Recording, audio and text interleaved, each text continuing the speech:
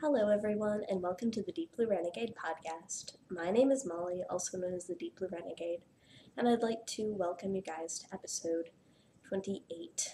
Today is Tuesday, February 4th, 2013. My webcam controller went in front of my image.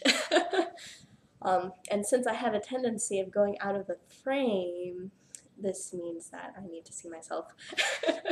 And for whatever reason, I don't find it to be distracting. So it's a little bit later than I would normally record. It looks like the light's really awesome today, so that's cool. I was a little bit worried. It started snowing. We're supposed to be getting an inch a minute, or 1 to 2 inches a minute. Oh my gosh. 1 to 2 inches an hour for many hours now. So we'll see whether or not school is canceled. If it is, I'm not sure what's going to happen, but such is life. Hey, it'd be cool if it was canceled. Then I wouldn't have to show up and help the kids understand circuits. I have some knitting to show you guys this week. I could get into a long esoteric discussion on color theory, so it may be long just because I'm obsessed with that. So guess what, guys? The Olympics are next week. Like next week? No, it's this Friday. So that's really exciting. So we're in my Bohus. Because I'm knitting a Bohus or starting a Bohus. Let's be realistic. So because of that, I'm prepared. So this is the Bohus, which is, the pattern is Dean, and it is, I don't remember who the designer of Dean is, but yeah, whatever, such is life. In terms of orienting yourself in my house, this corner here is where I've podcasted a few times before. We have rearranged the living room, so I figured that this was probably as good a place as any to record, because I'm very excited that my couch is in the living room again, because it is a much comfier place to sit and hang out. So I guess I'll show you in order of love what I've been working on.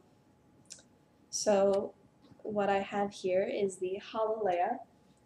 Hallelujah is a pattern by Mel of Single Handed Knits, and I'm knitting it out of the Mustache Yarn, which is Stacy of the Mustache podcast. And I believe I have done 2 rows this week on it. I decided to rewind the ball, but since I was running from both ends of the ball, this meant I had to break the ball, which leaves me at a good time to start the shoulders, but I didn't have the instructions with me. Life's complicated. So I would like to start the sleeves soon and then finish. Like, I'm having a hard time figuring out how it's going to fit on me and where it's going to land without the sleeves, because the sleeves give it a lot of structure, and without that structure it's sort of, I can't tell if where I'm pulling it up on myself, if it's landing in the right spot or not, so I'm like, you know what, fine. So I need to do sleeves. It's the week of the sleeves anyways, as a part of the knit along which is happening in the Mustache group, and it's coming along, but obviously I'm tossing it aside for the Olympics, so whatever. It's probably a case where I need to get a sleeve started, and then things will move along swimmingly, but until I get to that point, it's just going to sit for a little bit, which is fine. I think all of my US 3 needles are in play at the moment, which makes it a bit more challenging to start on a separate thing, and I no longer have my interchangeables on this, so I don't know. I actually have my Knit Picks needles on it, so this shall wait, but I figured I'd show you guys where I'm at. So I might have done 2 rows since the last time I saw you guys. Or wait, 4 rows. So let's see, so I have a full 2 pattern repeats, and now I'm planning on doing at least 2 more pattern repeats, which will give me some more room. But I'm excited about the sweater, but obviously I've got to stick it aside. I'm also working on the Walk on the Moon. Oh, that would have been really hard. I put it in my knitting bag to carry around with me today, and then it ended up being that I didn't do very many things which required carrying around, but I did get it on a monster needle. Oh my gosh, it's so huge! And there's just yarn hanging all over the place, but that's life.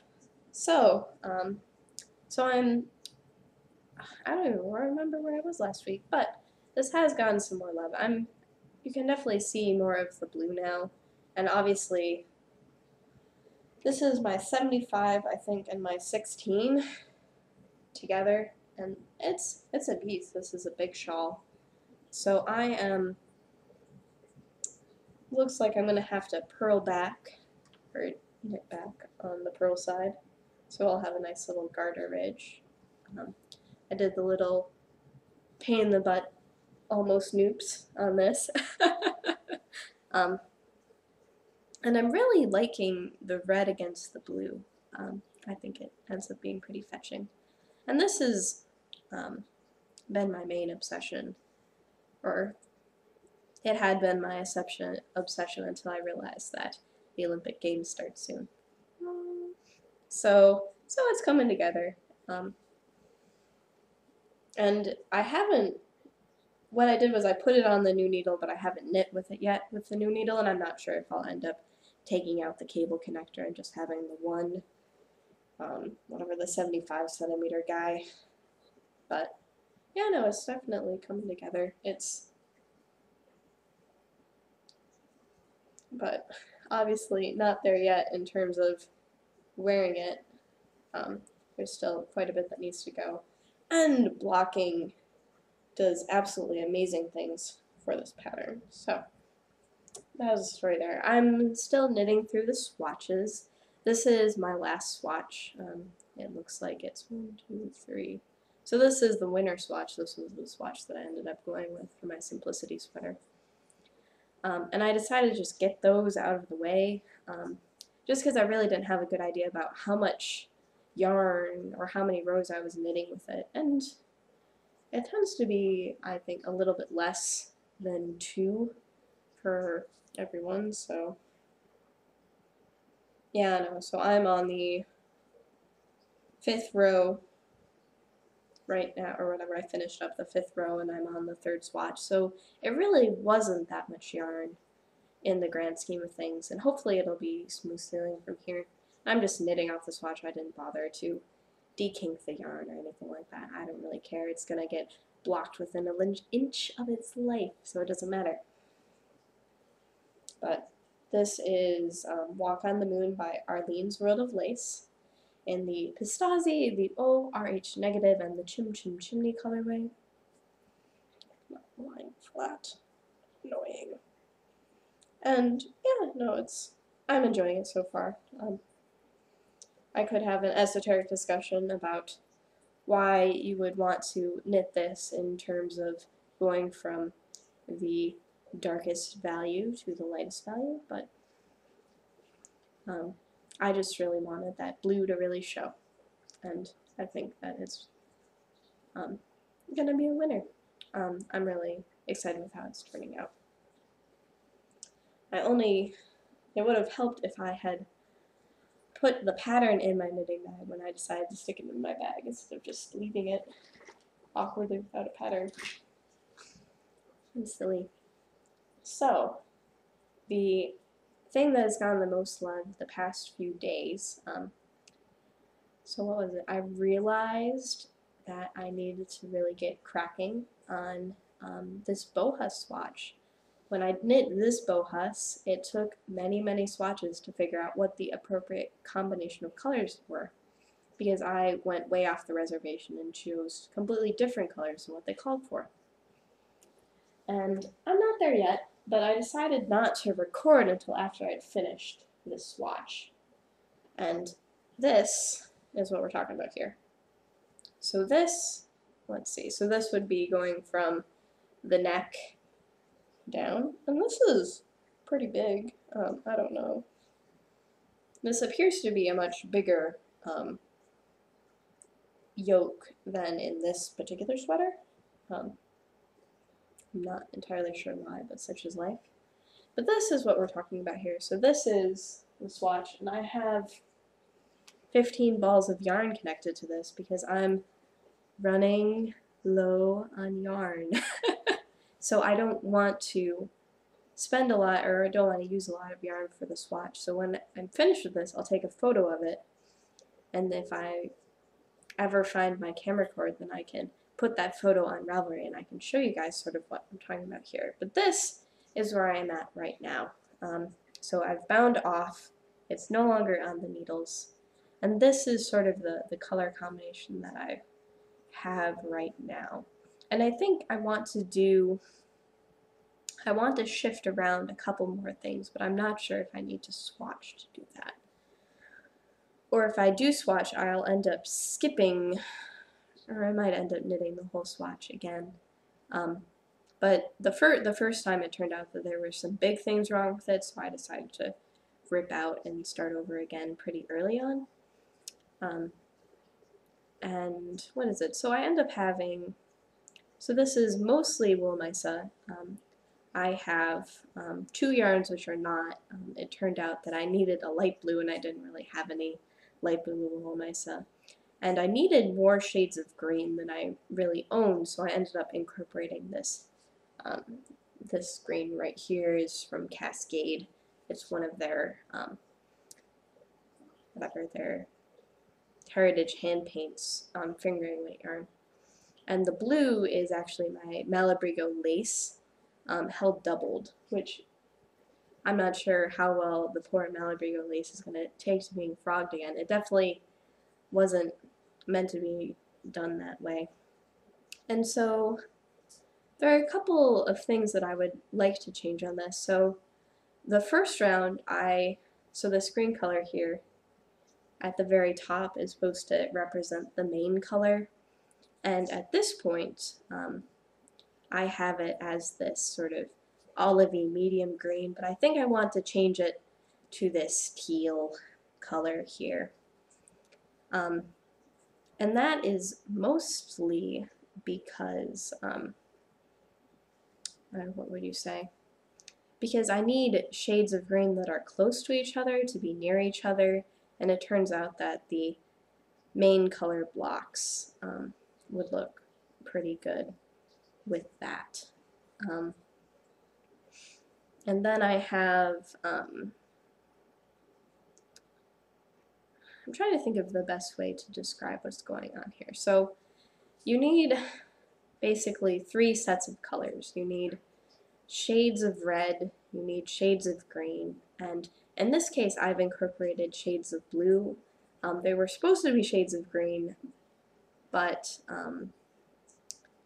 it's just the case where it wasn't going to work.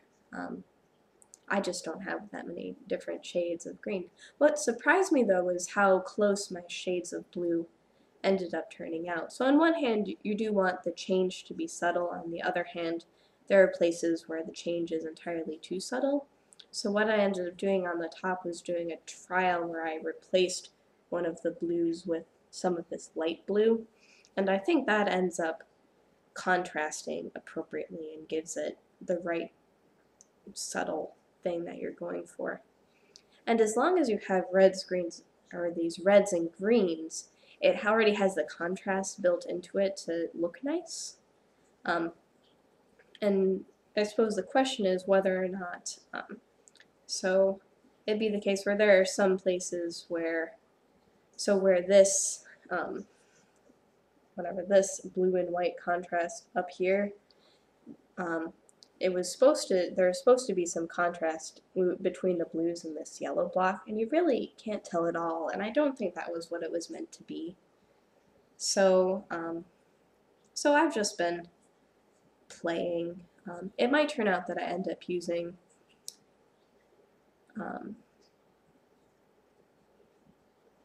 less colors than what they call for, and that's just mostly a function of the fact that since if it's way too different, it looks strange. If it's too much the same, it looks strange. So it's a very interesting balancing act to try to get everything working the way it's supposed to. But I think it's the case where I need, I can see where I need things to be more subtle, so I need to try to make that happen somehow. Yeah, I know. It's interesting. So, so that's the story there, and it may turn out that I end up swapping. I might end up swapping, so I have 4 shades of green in this, and I think I'm going to have to swap both, or swap 2 pairs. So it's something where my main color will then become the teal, which should look pretty nice against the brown color. So this center section looks black, but that's actually the main color, which is a very dark brown. And I think that that is the way that it is supposed to be, which is fine. So I think I need to switch the medium green and the teal, and then I think I need to switch the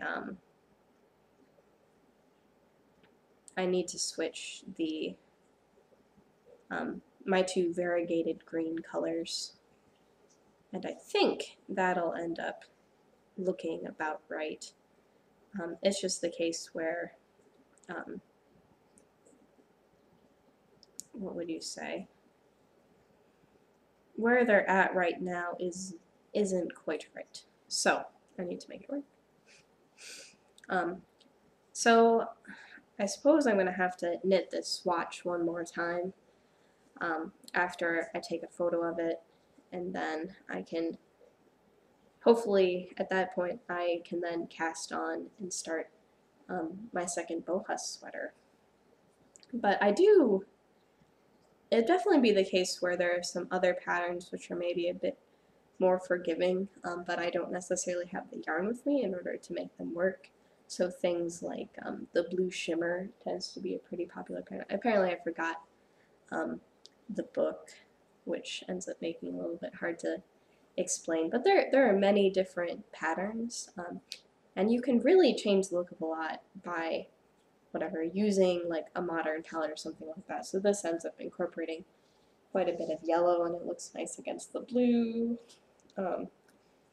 And so it's something where I had to do a lot of work on this one to get the right triad. So there were 3 colors that dominated in the yoke, and they had to work together, and they all had to be very different. If they were too similar, it didn't work.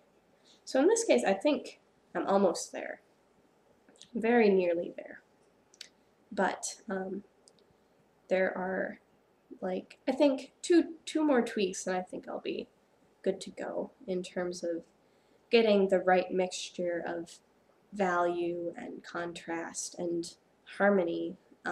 This particular pattern, the Wild Apples by Kirsten Olsen, is much more about harmony than the Dean was, for whatever reason. So, it's coming. And once I get past the fascinating color work part, then we'll see how it goes from there. And there's definitely some interesting things in her, like obviously this swatch does look a little bit wrinkled, so it's a case where getting used to doing, knitting it around. There are some 4-colored rows in these patterns. Like the Swedes have no qualms against having more than 2 colors, and this isn't Fair Isle. You might knit it using a Fair Isle technique, but it is quite frankly they're not afraid. This is not something that I would recommend for someone who is starting off. There's just a lot to pay attention, a lot to be careful about, and swatching is of the utmost importance, because without swatching, you can, like, your first idea isn't necessarily what's going to end up working, so you have to sort of adjust as you go in order to figure out what it is you need to do in order to make it work in the end. So, and I ended up incorporating the pearl stitches when I swatched with the Bohus. I just did plain knitting back and forth, but I really do think that it does, what would you say? It does highlight the subtle changes that you can get with the yarn. So it's just the case where there's all these, so many details to think about. And definitely it ends up giving it a very different look in the end. So I'm definitely very excited about this. I definitely want it to work. I definitely want it to look good. And it's almost there. Almost. So it'll probably be the case I take the photo and then I rip it out and then I start swatch number 3. And I think it took more than 3 swatches to figure out what to do for the Dean, so that's probably not the end of the world. So there you go. So, and it will be like this when it ends up being on a sweater. So that's going to be a big one unless it turned out that it's pretty big.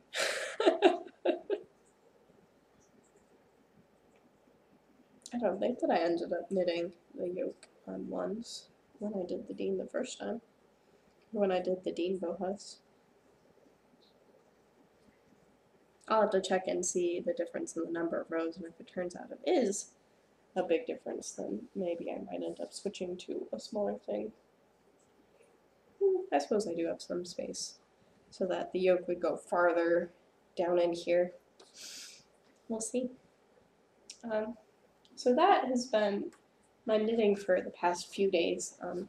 I started swatching Saturday night, and then I think I did the new swatch on Sunday. I ended up taking that when I went to watch the Super Bowl, which was the most embarrassing football game I've ever watched.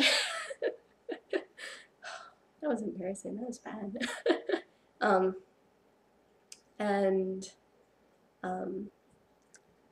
On Monday I didn't end up spending too much time on it because it turned out that something had come up, so I ended up being rather busy taking care of all of that.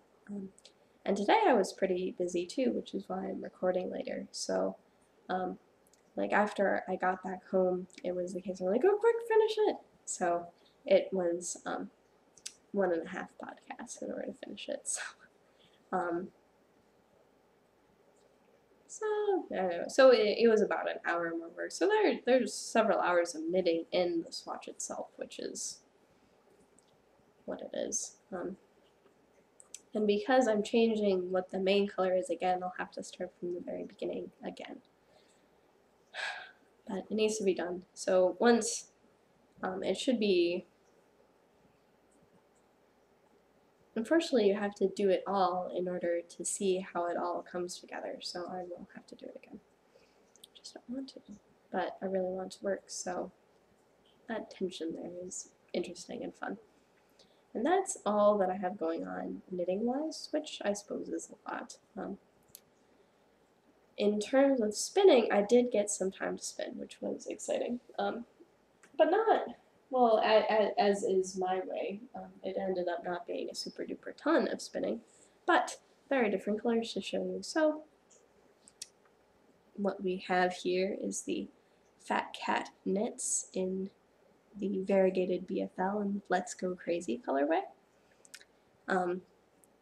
So I am in a purple and orange bit. I started to work on the third section of in the third section of 4, or what would that be? I don't even know what I'm talking about. The ball of fiber was in, when I ended up getting the braid, it came in a 4-ounce braid and a 2-ounce braid, and I split them in half, and then I had to split them in half again, because I just couldn't get any traction, and then I ended up arranging them in this way. So this means that this is, so that means that I ended up having 8 sections of braid.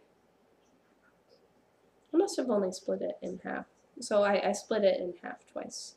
So I get 4 sections per ball.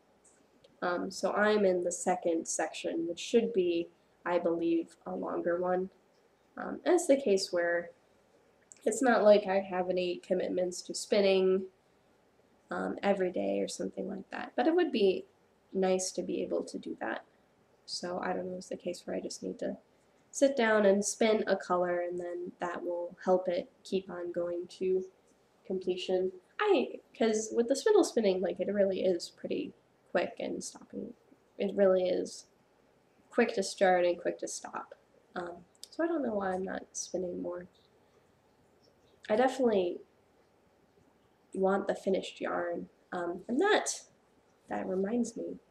So I ended up, I have a stash position this week, which is related to the spinning of the yarn. So I went to my local yarn shop. They're open later on Tuesdays, which makes it much easier to pay them a visit and figure out what's going on. And so I ended up making a special order. So what I have to show you guys are Carbon's needles. So this is by Knitter's Pride, and they are a carbon fiber shaft with metal tips. Now the tips aren't the sharpest thing in the world, but these are toothpicks, guys. These are 1.75 needles, aka US 00s. And I got them because there are sections in my handspun for my spinning for the socks that were so thin that I really thought the only way to do it justice and to make sure I have a nice dense fabric was to knit on these guys. So I'm prepared now. So these are 6-inch. And I feel like, that's how I measure 6 inches. So these are 6-inch double points. I have a set of 5. I haven't had a chance to use them yet, but I have them now. They're in my hot little hands.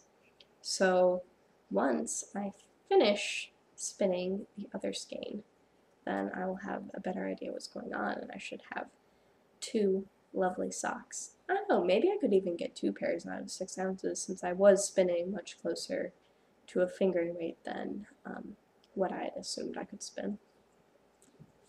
So that's not too bad. The first time I try to spin sock yarn, I actually get fingering weight. And maybe even thinner than fingering weight.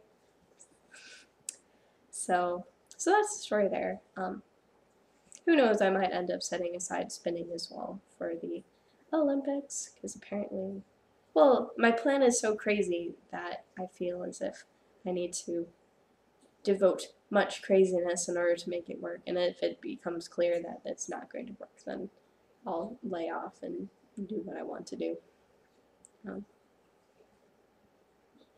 Whatever the case may be. So, is there anything else that I wanted to talk to you guys about? Things are still pretty chill. I ended up not bringing a cup of coffee with me because I'm sitting on my couch and I don't eat or drink on the couch.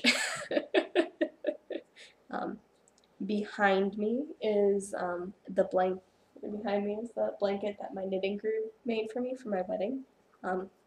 If you guys hadn't realized it, I'm many types of knitter, but a blanket knitter is not one of them. So it was incredibly sweet and amazing that they made me a blue blanket, which is big enough to cuddle with my husband. And tonight is movie night, so hopefully I'll be mostly done getting this set up, whatever. I do very little editing. I edit at the beginning and the end, but I like to watch the episode to figure out what it was that I said, so I can make better show notes, since I'm just sort of going off the cuff. And maybe there isn't really time to do show notes today. Well, there's time to do show notes. There's not time to probably watch me babble on and think about things. So I should be recording again on the 11th of February, and that will be in the midst of the Olympic Games, so that'll be exciting. And it should be fun. What else? I'm trying to think what else. There really isn't anything else. So I hope you guys have a lovely week, and hopefully my crazy isn't contagious. So take care, guys. Bye-bye.